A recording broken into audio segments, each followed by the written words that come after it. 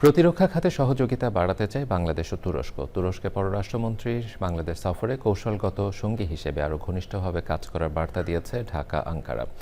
বাংলাদেশের textile, pharmaceuticals, নবায়নযোগ্য জ্বালানি, স্বাস্থ্য, অবকাঠামোর মতো খাতে বিনিয়োগ বাড়াতে তুরস্ককে প্রস্তাব দিয়েছে ঢাকা। বাংলাদেশের সঙ্গে দ্বিপাক্ষিক বাণিজ্য $2 বিলিয়ন নিতে আলোচনার কথা জানিয়েছেন তুরস্কের পররাষ্ট্রমন্ত্রী। লুৎফর রহমান সোহাগের রিপোর্ট। 3 দিনের সফরে বৃহস্পতিবার রাতে ঢাকায় আসেন তুরস্কের পররাষ্ট্রমন্ত্রী হাকান ফিদান। শুক্রবার সকালে পররাষ্ট্রমন্ত্রী ডক্টর খলিলুর রহমানের সঙ্গে বৈঠকে বসেন তিনি। বৈঠকের পর দুই দেশের পররাষ্ট্রমন্ত্রী দিয়েছেন সম্পর্ক এগিয়ে নেওয়ার বার্তা।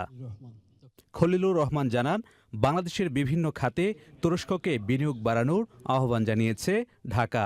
তুরস্কের সঙ্গে মুক্ত বাণিজ্য চুক্তিও করতে চায় Bangladesh. We also shed light on the possibility to sign a free trade agreement with Turkey, taking advantage of Bangladesh's current political stability, business-friendly environment and growing domestic market.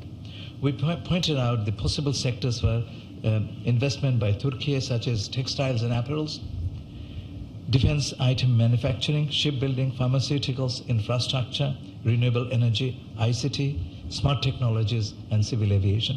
We are here ready, extending our hands, and I know you are ready too, so there is no reason why we should not have very rapid actions to take our relationship to a very different heights in the future.